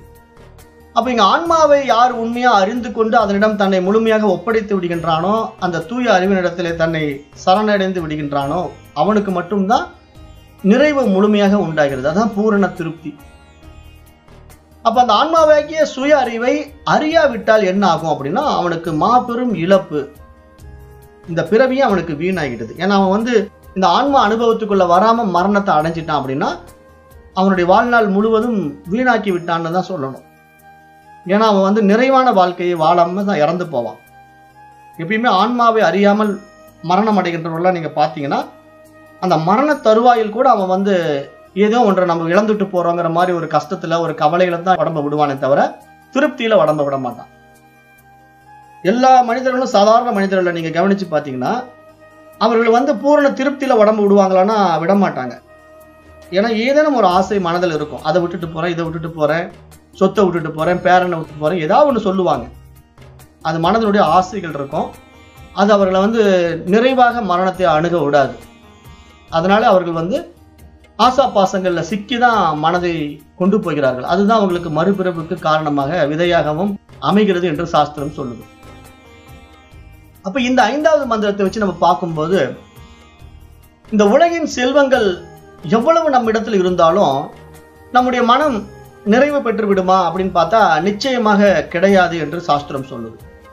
ஏன்னா இங்க எவ்வளவு பெரிய கோடீஸ்வரனா மல்டி மில்லியனரா நம்ம வாழ்ந்தாலும் நம்ம மனசு அந்த நிறைவு தன்மையை அடையாது. ஏன்னா இங்க நிறைவுங்கிற விஷயம் பணத்துல இல்லை. நம்ம வெளியே தேடி அடையக்கூடிய பணத்திலேயோ புகழ்லையோ பெயர்லையோ பெருமைகள்லையோ கிடையாது. ஏன்னா அதெல்லாம் ஒரு தற்காலிகமான வாழ்க்கை தானே. பணக்காரனாகவே இருக்க மாட்டான். இப்ப பாருங்க, அம்பானி இருக்கிறாருன்னா பல பில்லியன் மில்லியன் டாலருக்கு அவர் அதிபதியா இருந்தாலும் இப்ப அவருக்கு ஒரு கேஸ் வந்துருச்சு, அமெரிக்காவில் ஒரு கேஸ். அப்ப யாருக்கோ லஞ்சம் கொடுத்தாரு அவர் வியாபாரத்துக்காகன்ட்டு அவருக்கு மன உளைச்சலை உண்டு பண்ணதா இல்லையா? அப்ப பணம் இருக்குன்னு சந்தோஷமா இருக்கிறாங்களா? இருக்க முடியாது. ஏன்னா அந்த பணத்தை மேலும் மேலும் பெருக்குவதற்கான எடுக்கின்ற முயற்சி அவர்களுடைய வாழ்க்கையில சந்தோஷத்தை கொடுக்காம இந்த மாதிரி சங்கடங்களை தான் நிறைய கொடுக்கும். ஆனா அவர்கள் எல்லா வசதியோடு வாழ்வது போல நமக்கு தெரிந்தாலும் மனதளவில் அவங்க நிம்மதியா இல்லை இல்லையா? அதுதான் இங்க வாழ்க்கையில துயரம் என்று சாஸ்திரம் சொல்லுது. இங்க வாழ்க்கையில மன நிம்மதி இல்லாம வாழ்கின்றவன் பணக்காரனா இருந்தாலும் ஏழையா இருந்தாலும் அவன் உண்மையிலேயே வாழ்க்கையை வாழ தெரியாமல் இழந்து விட்டான். அது ஒரு மிகப்பெரிய இழப்பு என்று சாஸ்திரம் சொல்லுது. அதுதான் இந்த மந்திரமும் சுட்டி காட்டுது. ஏன்னா இது சுய அறிவை அறியாமல் அவன் தன் வாழ்க்கையை வீணாக்கி விட்டான், இழந்து விட்டான் அப்படின்னு சொல்லுது. அப்ப யாருக்கு இந்த வாழ்க்கை ஆனந்தமாக இருக்கும், திருப்தியாக இருக்கும் அப்படின்னா விழிப்புணர்வு பெற்றவர்களுக்கு தான். ஏன்னா அந்த ஆன்மாவை அறிந்து அந்த சுய அறிவை தன்னுள் விழித்து கொண்டு எல்லாவற்றிலும் தன்னை காணுகின்ற மனம் இருக்கு இல்லையா, எல்லாவற்றிலும் தன்னை பார்க்கும், எல்லாவற்றிலும் தான் தான் இருக்கிறேன்னு அது தெரியும். அந்த நிலையில தான் அது மரணமற்ற நிலையை அடைகிறது என்று சொல்கிறார்கள். ஏன்னா எல்லாவற்றிலும் எப்படி நான் இருக்கிறேன் அப்படின்னா அந்த உணர்வா இருக்கிறேன், உயிரா இருக்கிறேன். ஏன்னா இங்க உணர்வு உயிருங்கிறதெல்லாம் பிரிக்க முடியாதது. இங்க உடல் தான் வேற வேறையா இருக்கு, மனசு தான் வேற வேறையா இருக்கு. அந்த உணர்வு பிரகாசிக்கிற உடல்கள்ல விதவிதமா பிரகாசிக்குது, மனசு ஏற்றி வைத்துக் கொண்ட எண்ணங்களுடைய அடிப்படையில விதவிதமா வெளிப்பட்டு கொண்டிருக்கு. அது நம்முடைய அஞ்ஞானம், அறியாமை என்று சாஸ்திரம் சொல்லுது. அதனால இங்க எவ்வளவு செல்வம் இருந்தாலும் ஒருத்தன் மன நிறைவு பெற்று விடுவானா என்று கேட்டால் நிச்சயமாக கிடையாது. ஆன்ம அனுபூதி மட்டும்தான் நமக்கு உண்மையான நிறைவை தரும் என்று சொல்லுது. அது எப்படி அப்படின்னு பார்க்கலாம். இப்ப ஆன்ம உணர்வு பெற்றவன் எதையும் செய்ய வல்லவன் ஆகின்றான் என்று சாஸ்திரம் சொல்லுது. அந்த ஆன்ம உணர்வை விழிக்க பெற்றவன் எதையும் செய்ய வல்லவனாக இருக்கின்றான். அவனால் முடியாதது எதுவும் இந்த உலகில் இல்லவே இல்லை என்று சாஸ்திரம் சொல்லுது. ஏனென்றால் அவன் எதற்கும் பயப்பட வேண்டியதில்லை, எதையும் நாட வேண்டியதில்லை, எதையும் இழக்க வேண்டியதில்லை. அந்த உணர்வு அவனை தன்னில் நிலை பெற்றவனாக ஆக்கிவிடுகின்றது. அவன் தன்னிலேயே இன்பம் காண்கின்றான், தனக்குள்ளேயே நிறைவு பெற்று வாழ்கின்றான் என்று சொல்லும். அதுதான் நான் சொன்னேன். ஏன்னா இங்க நம்ம பூரணமா அந்த அறிவின் இடத்துல நம்மளை சரணடைய வைக்கும் போது, நம்முடைய மனசை சரணடைய வைக்கும் போது, இங்க மனம் அந்த தூய அறிவாக பிரகாசிக்கின்ற நிலையில அந்த அறிவு பிரகாசம் நம்முடைய வாழ்க்கையை வழி நடத்தும். பாத்தீங்களா? அப்ப நம்முடைய வாழ்க்கையில நிறைய மிராக்கிள் நடக்கும். அது எப்படி நடக்கும் நமக்கே தெரியாது. எந்த வகையில வேணா நடக்கலாம். அது இப்படித்தான் அப்படித்தான், இவருக்கு நடந்த மாதிரி எனக்கு நடக்குமா, அவருக்கு நடந்த மாதிரி எனக்கு நடக்குமான்லாம் எதிர்பார்க்க கூடாது. ஏன்னா ஒவ்வொருத்தருடைய வாழ்க்கையும் ஒவ்வொரு விதமா இருக்கும். ஞானிகளுடைய வாழ்க்கையும் அப்படித்தான். இப்ப ராமகிருஷ்ண பரமஹம்சர் மாதிரி ரமணர் இருக்காரா, ரமணர் மாதிரி வள்ளலார் இருக்காரா அப்படின்னா இருக்க மாட்டாங்க. ஒவ்வொருத்தரும் ஒவ்வொரு விதமா தான் இருப்பாங்க. ஏன்னா அவரவர்களுடைய அனுபவங்கள் தனித்துவமானதுன்னு தான் நான் ஏற்கனவே சொல்லியிருக்கிறேன். அப்ப அந்த நிலையில நமக்கு அந்த பூரண திருப்தி, பூரண நிறைவு அந்த ஆன்மாவை அனுபவம் போது அது ஒரு வழியில நமக்கு வரும் பாருங்க. அந்த மிராக்கிளான அனுபவங்களை நம்ம வார்த்தைகளால் சொல்லி புரிய வைக்க முடியாது. ஆனா மாறாக இந்த உண்மையை உணராமல் வாழ்கின்றவன் நிறைவை வெளியில் தேடுகின்றான். இவ்வாறு புறத்தில் தவறான இடத்தில் தேடுவதனால அவனுக்கு அது கிடைப்பதே இல்லை. அவன் உண்மையில் வாழ்க்கையை இழக்கின்றான் என்று இங்க இந்த மந்திரம் சொல்லும். அப்போ நம்ம இந்த விஷயத்தை நம்ம ஆழ்ந்து பார்க்கும்போது ஆன்ம அனுபூதியின் மற்றொரு பரிமாணம் நமக்கு புரிகிறது. ஆன்ம அனுபூதியினுடைய பரிமாணம் பார்த்தீங்கன்னா, இங்க ஆன்ம அனுபூதி பெற்றவன் தன்னில் மட்டுமல்ல, உலகம் முழுவதிலும் வாழுகின்ற உயிரினங்கள் அனைத்திலுமே தன்னையே உணர்கின்றான். எங்கும் தன்னையே காண்பவன், எங்கே போவான் எங்கே வருவான் அப்படின்னு கேட்குது. எல்லா உயிர்களிலும் தன்னை பார்க்கின்றவன் எப்படி மாறிட்டான்? உணர்வா மாறிட்டான். அவன் உடம்புலயே இல்லை.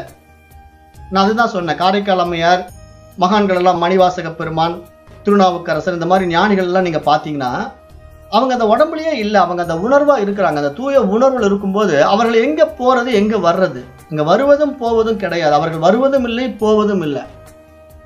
அந்த நிலையில தான் நம்ம அவங்க ஆன்மாவா இருக்கிறாங்க, அந்த உணர்வா இருக்கிறாங்க, அந்த இறைவனா இருக்கிறார்கள் என்று புரிந்து கொள்ளும் போது அங்க இறைவனுக்கு ஏது இங்க வருவது போவது, பிறப்பு இறப்பு ஒண்ணுமே இல்லையே. அவன் பிறப்பதும் இல்லை, இறப்பதும் இல்லை. அவன் வருவதும் இல்லை, போவதும் இல்லை. அப்ப அந்த நிலையில அந்த ஞானிக்கு மரணம் என்பது அவனை பொறுத்தவரை பொருளற்றதாகி விடுகிறது. அவன் மரணத்தை வென்றவனாகின்றான், மரணமில்லா பெருநிலையை அடைகின்றான். ஏன்னா இந்த மந்திரங்கள் எல்லாம் நமக்கு அந்த மரணமில்லா பெருநிலையை எப்படி சொல்ல வருது அப்படிங்கறத நம்ம ரொம்ப ஆழமா புரிஞ்சுக்கணும். நம்ம பெரும்பாலும் என்ன தப்பு பண்றோம்னா, இந்த மரணமில்லா பெருநிலை, முக்தி, மோட்சம் அப்படிங்கிற விஷயத்தை ரொம்ப தவறாவே புரிஞ்சு வச்சுக்கிட்டு இருக்கோம். ஏன்னா நம்ம என்ன நினைச்சிட்டு இருக்கிறோம், தவறான புரிதல் மூலமா நம்ம இறந்த பிறகு நம்ம சொர்க்கத்துக்கு போயிடுவோம், நம்ம இறந்த பிறகு வைகுண்டத்துக்கு போயிடுவோம் அப்படிங்கிற மாதிரி ஒரு கற்பனையில வாழ்றோம் இல்லையா. அதெல்லாம் எப்படி நமக்கு கிடைச்சதுன்னா, இந்த ஆன்மீக நூல்கள் மூலமா பலரும் சொல்ல கேட்டு நம்ம புரிஞ்சு வச்சிருக்கோம். இந்த பௌராணிகள் பாடம் எடுக்கும்போது இந்த கிளாஸஸ் எல்லாம் எடுப்பாங்க, அல்லது திருவிழாக்கள்ல ஸ்டேஜில் பேசுவாங்க. அப்போ அங்கே கதா காலட்சேபம் இந்த மாதிரி ஆன்மீக மீட்டிங் எல்லாம் நடக்கிறப்போ போய் அந்த கூட்டமாக உட்காந்து கேட்பாங்க இல்லையா. அந்த மாதிரி தான் அந்த காலத்தில் பாமர மக்கள் எல்லாம் இந்த ஆன்மீக விஷயங்களை தெரிந்து கொண்டார்கள். அப்போ அந்த மாதிரி தெரிந்து கொள்ளும்போது இப்போ ஒரு காட்டு மிராண்டி மாதிரி வாழ்ந்து கொண்டிருக்கிற ஒரு மனிதனுக்கு இவ்வளவு ஆத்ம ஞான விஷயங்களை சொல்லி புரிய வைக்க முடியாது. அதனால அவங்க என்ன பண்ணுவாங்கன்னா, பௌராணிகள் கிளாஸ் எடுக்கும்போது அவனுக்கு புரியுற மாதிரி ஆசை வார்த்தை காட்டுவாங்க. நீ பாரு, இந்த மாதிரி அக்கிரமெல்லாம் பண்ணீன்னா நீ நரகத்துக்கு போயிடுவ, நீ நல்லதெல்லாம் செஞ்சீங்கன்னா நீ சொர்க்கத்துக்கு போயிடுவ அப்படின்னு சொன்னா, அப்ப அந்த கெட்ட வாழ்க்கை வாழ்ந்துட்டு இருக்கிறவன் ஒரு செகண்ட் சிந்திப்பான், ஆமா நம்ம நல்லது செய்யலாமே, நமக்கு சொர்க்க வாழ்க்கை கிடைக்குமே, நம்ம மேல போனா ரம்பா ஊர்வசியோட டான்ஸ் ஆடலாமே, இங்க இந்த மாதிரி ஆள்களோட இருக்கிறத விட அங்க ஜாலியா இருக்கலாமே அப்படின்னு நினைக்கிற ஒரு மைண்ட் செட்டை கிரியேட் பண்ணா என்ன நடக்கும்?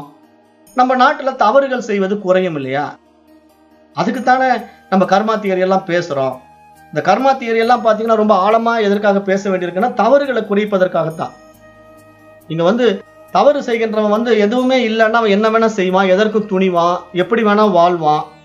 இப்ப நம்ம சட்டத்திட்டமே அதுக்கு தானே நம்ம போட்டிருக்கிறோம். இப்ப அரசாங்கம் எதுக்கு இருக்கு, காவல்துறை எதுக்கு இருக்கு, சட்டம் எதுக்கு இருக்கு.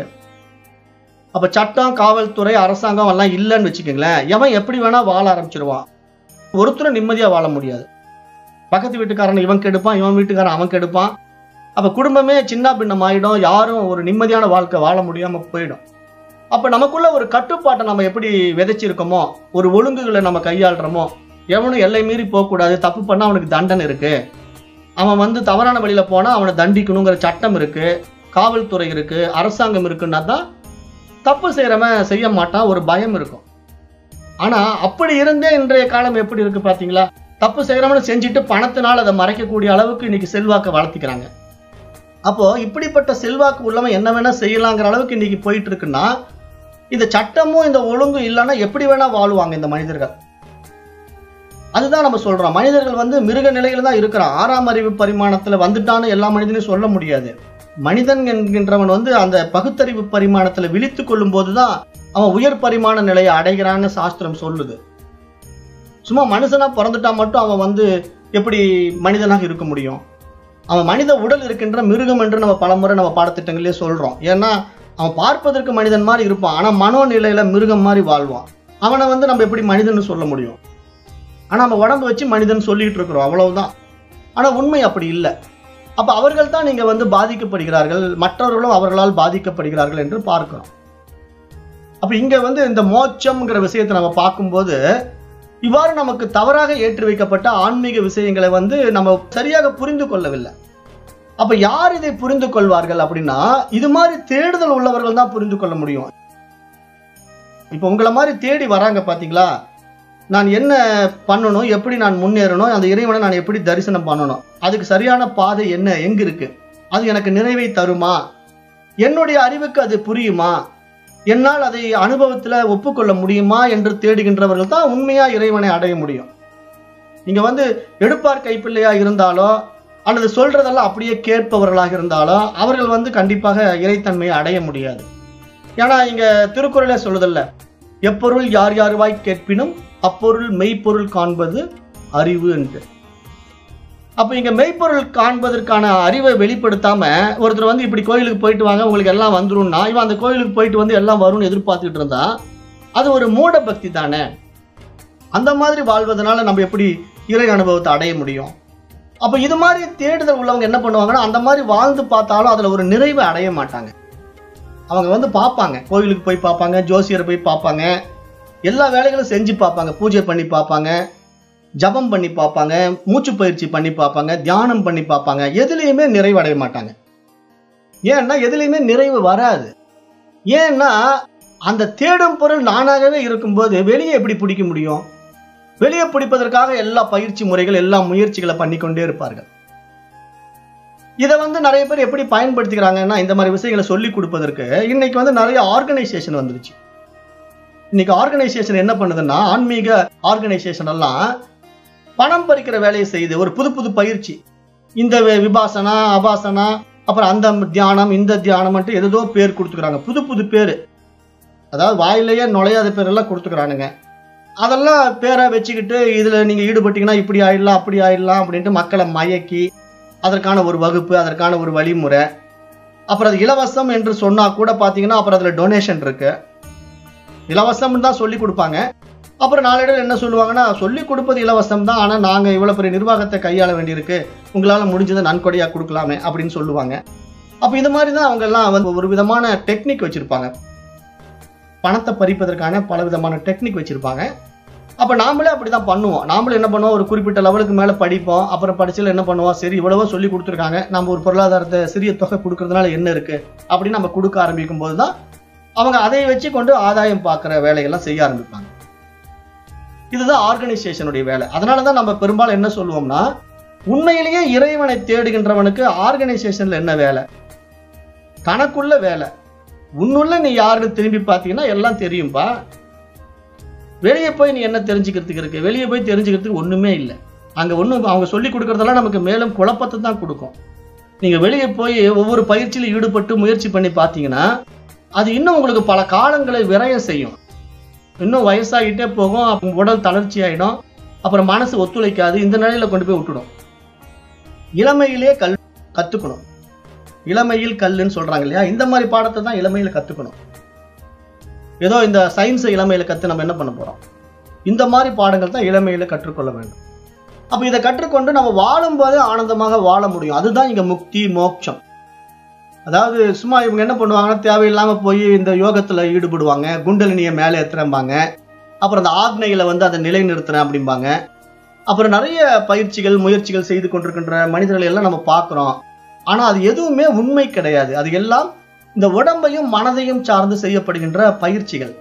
இங்கு சாஸ்திரம் சொல்ல வர்றது இந்த உடலுக்கும் மனதிற்கும் அப்பாற்பட்ட ஆன்மாவை பத்தி பேசிக்கிட்டு இருக்கு, அந்த தூய அறிவை பற்றி பேசிக்கிட்டு இருக்கு. அது நிறைய பேருக்கு தெரியறதே இல்லை.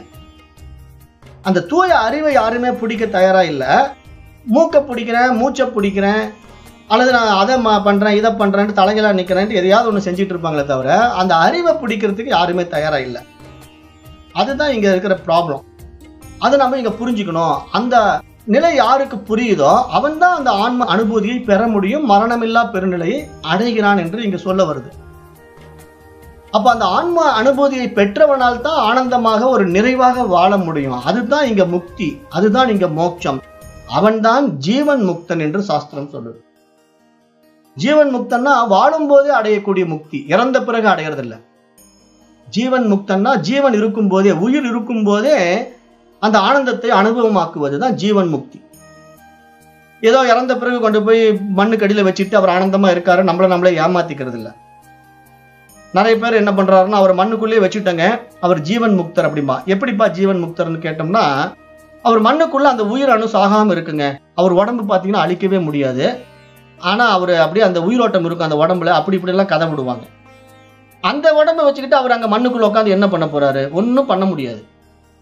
இங்க ஜீவன் முக்திங்கிறது இந்த ஜீவன் உயிர் இருக்கும் போதே வாழுகின்ற வாழ்க்கை இருக்கு பாருங்க, அது ஒரு எல்லையில்லா ஆனந்தத்தை கொடுக்கும். அது எப்படின்னா, எல்லாவற்றிலும் தான் வாழுகின்ற வாழ்க்கை. இந்த தனி உடம்புல வாழ்றது இல்லை, எல்லா உயிர்களிலும் தன்னை பார்ப்பது, ஒவ்வொன்றிலும் தன்னை அனுபவம் ஆக்குவது. அது வாழ்ந்து பார்த்தா தான் தெரியும். அதுதான் வள்ளலாருடைய வாழ்க்கையெல்லாம். வாடிய பயிரை கண்ட போதெல்லாம் வாடினேன்னு சொல்றாருன்னா அவர் எவ்வளவு தூரம் அந்த அட்டாச்மெண்ட்ல இருப்பாருன்னு பாருங்க. ஒவ்வொரு உயிர்களுக்குள்ளும் தன்னை பார்க்கிறாரு. அப்படி பார்க்கும்போது ஒரு பயிருக்கு தண்ணி இல்லை, அது வாடுது. அப்ப தனக்கு தண்ணி இல்லைன்னு துடிக்கிறாங்க பாத்தீங்களா, அவர்கள் தான் ஞானிகள். ஏன்னா அந்த பயிரினம் தண்ணி பாய்ச்சல, அந்த வயல்ல தண்ணி போகல, அப்ப அந்த பயிர் வாடிக்கிட்டு இருக்கு. அதை பார்த்த உடனே அவருக்கு என்ன ஒரு அங்கலாய்ப்பு வள்ளலாருக்கு, ஐயோ அந்த பயிர் வாடிக்கிட்டு இருக்கு, தண்ணி குடிக்க வழி இல்லாம இருக்கு, அதுக்கு தண்ணி கொடுக்க மாட்டாங்களா அப்படின்னு எதிர்பார்க்கிறாரு. அதுதான் இவருக்கு ஒரு வாட்டத்தை உண்டு பண்ணுது. ஏன்னா அந்த பயிர்லும் இவரும் ஒன்னா இருக்கிறாங்க. அது எந்த அடிப்படையில இவரும் ஒன்னா இருக்காங்கன்னா, அந்த உயிரின் அடிப்படையில, உணர்வின் அடிப்படையில. உடல்ல இவர் வேறு தான், வள்ளலார் உடல்ல வேறு தான், அந்த பயிர் உடல்ல வேறு தான். ஆனா உயிரிலும் உணர்விலும் பார்க்கும்போது அங்கு வேறுபாடே கிடையாது. அதுதான் ஞானிகளுடைய நிலை. அதை நாம் இங்க புரிஞ்சுக்கணும். அப்ப இங்க சொர்க்கம் நரகம் அப்படிங்கிறதெல்லாம் நம்ம மனிதர்களாக உருவாக்கி கொண்ட ஒரு கற்பனை கதாபாத்திர விஷயங்கள். அதனாலதான் நம்ம அப்படிலாம் ஆசைப்படுறோம். நான் அதுக்கெல்லாம் ஏற்கனவே விளக்கம் கொடுத்துட்டேன். சொர்க்கத்துல போய் உங்களை ரம்பா ஊர்வசியோட டான்ஸ் ஆட விடுறதுங்கிறது நடக்கவே நடக்காது. ஏன்னா நீங்க இந்த உடம்போடே போக போறது இல்ல. நீங்க உடம்போடு போனா தானே ரம்பா ஊர்வசியோட டான்ஸ் ஆட முடியும். உடம்பையே இங்க விட்டுட்டு போக போறீங்க, நம்ம எரிச்சிட போறோம் அல்லது புதைச்சிட போறோம். அங்க போய் யாரோட டான்ஸ் ஆடுறது? ஒன்றும் நடக்காது. அது புரிஞ்சுக்கணும். நரகமும் அப்படிதான். நரகமுங்கும் போது இந்த உடம்பை விட்டுட்டு நம்ம மேல போனவொடனே எண்ணெய் சட்டியில போட்டுருவான், முள்ளுல குத்தி குத்தி எடுப்பான். அப்படின்னா உடம்பு இருந்தா தானே நம்ம எண்ணெய் சட்டியில போடுவான், முள்ளுல குத்தி குத்தி எடுப்பான். அங்க உடம்பே இல்லையே. அப்ப இங்க என்ன புரிஞ்சுக்கணும்? அந்த நரகமும் சொர்க்கமும் நம்முடைய மனதில் தான் இருக்கிறது. நம்முடைய மனம் ஆனந்தமாக இருந்தா அது சொர்க்கம், சோகமா இருந்தா அது நரகம். இவ்வளவுதான் விஷயம். இது புரிஞ்சுக்கிறது இல்லை நிறைய பேருக்கு, இது தெரியறது இல்லை. அதனாலதான் நம்ம மைண்ட் விஷயத்தை இவ்வளவு தூரம் ஆழமா சொல்லி புரிய வைக்க முயற்சி செய்யறோம். ஆனா அதை புரிந்து கொள்வதற்கே மன தூய்மை வேண்டும் என்று எதிர்பார்க்க வேண்டியதா இருக்கு. இல்லைன்னா எப்படி புரிஞ்சுக்க முடியும்? முடியாது இல்லையா? அதுதான் இங்க விஷயம். அப்ப அந்த அடிப்படையில இங்க இந்த சாஸ்திரம் என்ன சொல்லுது, இந்த மந்திரம் என்ன சொல்லுது அப்படின்னு பார்த்தா, மனிதர்கள் இந்த சொர்க்கம் நரகம் என்ற விஷயங்களிலே தன்னை வேறுபடுத்திக் கொள்கிறார்கள். அப்புறம் நான் வேறு மற்றவர்கள் வேறு என்று பிரித்து பார்க்கிறார்கள். அப்புறம் மனைவி மக்கள் இப்படி எல்லாரிடத்திலும் வேறுபாடுகளை உண்டாக்கி இருமைகளில் வாழ்கின்றார்கள். இவர்கள் எல்லாம் இந்த ஆன்ம ஞானத்தை அடையும் போதுதான் அந்த இருமைகள் இல்லாத நிலையை அடைய முடியும். அந்த இருமைகள் இல்லாத நிலையை அடையும் போதுதான் அவர்கள் சொர்க்கத்தில் இருந்தால் என்ன, நரகத்தில் இருந்தால் என்ன, எல்லாம் அவர்களுக்கு ஒன்றுதான். அப்பொழுதுதான் அவர்களுக்கு அந்த பேத அபேத நிலையை கடக்கின்றார்கள் என்று சொல்லுது. இங்க பேதமையும் அபேதம், பேதம் அபேதம்ங்கிறது சான்ஸ்கிரிட் வேர்டு. அதாவது வேற்றுமை. எனக்கு வேறாக ஒன்று இருக்குங்கிற விஷயமும் நானே ஒரு விஷயமா, அந்த விஷயமும் வேற்றுமை மனசுல இருமைகளா இருக்கு. அந்த இருமைகள் இல்லாத பேத அபேத நிலையை கடந்தவன் தான் அந்த தூய அறிவாக பிரகாசிக்கின்றான் என்று சொல்ல வருது. அப்ப பேதத்தை காண்பவன் மட்டும்தான் மனதினால் கஷ்டப்படுகின்றான். உடல் துன்பம் கூட மனம் உணர்வதனால் தான் உண்டாகின்றது. எப்படி உடல் துன்பம் கூட மனம் உணர்வதனால் தான் உண்டாகின்றது அப்படின்னு பார்த்தா, நம்ம ஏற்கனவே சொன்னோம், கோமாவில் இருப்பவனுக்கு உடல் துன்பம் கூட தெரியாது. கோமா ஸ்டேஜ்ல படுத்துட்டு இருப்பான். அவனுக்கு உடம்புல ஒரு காயமானாலோ ஒரு கத்தி எடுத்து அவன் விரலை வெட்டினா கூட அவன் ஐயோ எனக்கு வலிக்குதுன்னு சொல்ல மாட்டான். ஏன்னா அவனுக்கு அந்த கோமா ஸ்டேஜ்ல எது நடக்குது என்ன நடக்குதுன்னே தெரியாது. உடல் துன்பத்துக்கு கூட மனசு வேலை செய்யணும். நல்லா புரிஞ்சுக்கணும். இங்க மனசு தான் உடலை இயக்கிட்டு இருக்கு. ஆனா அவன் உயிரோடு இருக்கிறான். ஆனா மனசு வேலை செய்யாதனால அவனுடைய விரலையே நீங்க வெட்டினாலும் அவன் அப்படியே சும்மா படுத்துட்டு இருப்பான். ஒண்ணுமே தெரியாது அவனுக்கு. அந்த நிலை தான் கோமா நிலை, கோமா ஸ்டேஜ் நோயாளியுடைய நிலை. அப்ப இங்க என்ன புரிஞ்சுக்கணும்னா, இங்க மனமே எல்லாமே இருக்கிறதுனால இந்த மனதுல அந்த இருமைகளை கடக்கணும். பேத அபேத நிலையை கடக்கும் போதுதான் அவன் அந்த தூய அறிவாக பிரகாசிக்கிறான். இருமைகள் தெரியாத நிலையை அடைகின்றான். அதுதான் இங்கு முக்தி, அதுதான் இங்கு மோட்சம், அதுதான் ஆன்ம அனுபூதி என்று இங்கு சாஸ்திரம் சொல்ல வருது. அந்த அடிப்படையில இப்போ இந்த 2வது அத்தியாயத்திலே கேன உபநிஷத்தினுடைய 5 மந்திரங்களும் இப்ப நம்ம பார்த்து முடிச்சிட்டோம். இந்த 2வது அத்தியாயத்துல நாளைக்கு இருந்து 3வது அத்தியாயத்தை தொடங்கலாம்.